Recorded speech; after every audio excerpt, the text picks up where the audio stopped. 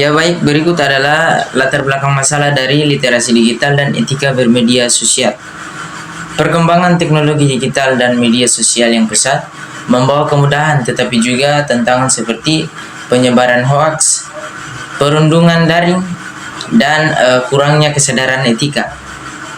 Literasi digital diperlukan untuk membantu masyarakat memahami, memilah, dan menggunakan informasi secara baik. Di sisi lain, etika bermedia sosial penting untuk menciptakan interaksi yang sehat, bertanggung jawab, dan harmonis. Penguatan literasi dan etika bermedia sosial menjadi langkah penting untuk membangun masyarakat yang cerdas dan beradab di era digital ini. Baik, saya akan menjelaskan dampak isu literasi digital dan etika bermedia sosial. Jadi, dampak isu literasi digital dan etika bermedia sosial itu sangat berdampak besar pada masyarakat dan kewarganegaraan. Yang akan saya bahas pertama yaitu dampak positifnya. Jadi pada dampak positifnya yaitu yang pertama adanya akses informasi. Yang dimaksud dengan akses informasi yaitu meningkatkan kemampuan individu dalam mengakses informasi dan pendidikan online. Dan yang kedua kesadaran sosial, yaitu mendorong partisipasi aktif dalam isu sosial dan politik. Dan yang ketiga yaitu pemberdayaan. Yang dimaksud dengan pemberdayaan yaitu meningkatkan keterampilan kritis dan evaluasi informasi dan membantu individu membuat keputusan yang lebih baik. Yang berikutnya yaitu dampak negatif. Yang pertama, dampak negatif pada isu literasi digital dan etika bermedia sosial yaitu penyebaran berita palsu. Artinya, literasi digital yang rendah dapat meningkatkan penyebaran informasi salah dan konten negatif.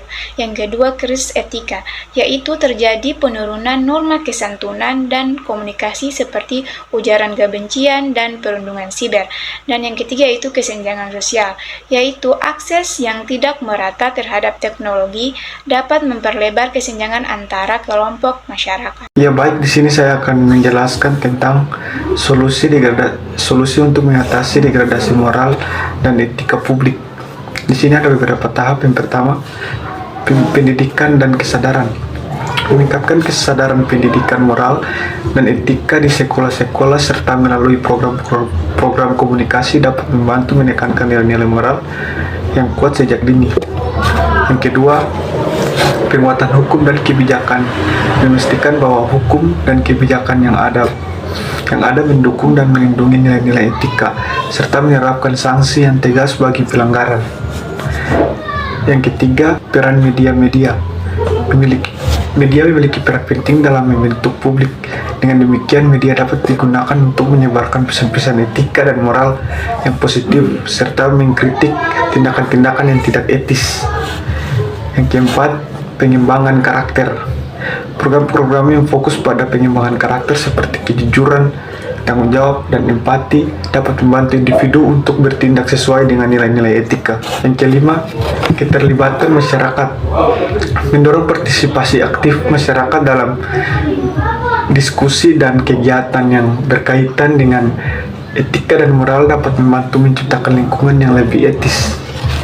Yang keenam, penelitian dan pembangunan kebijakan. Melakukan penelitian lebih lanjut tentang penyebab degradasi moral dan etika serta mengembangkan kebijakan yang berbasis bukti untuk mengatasinya.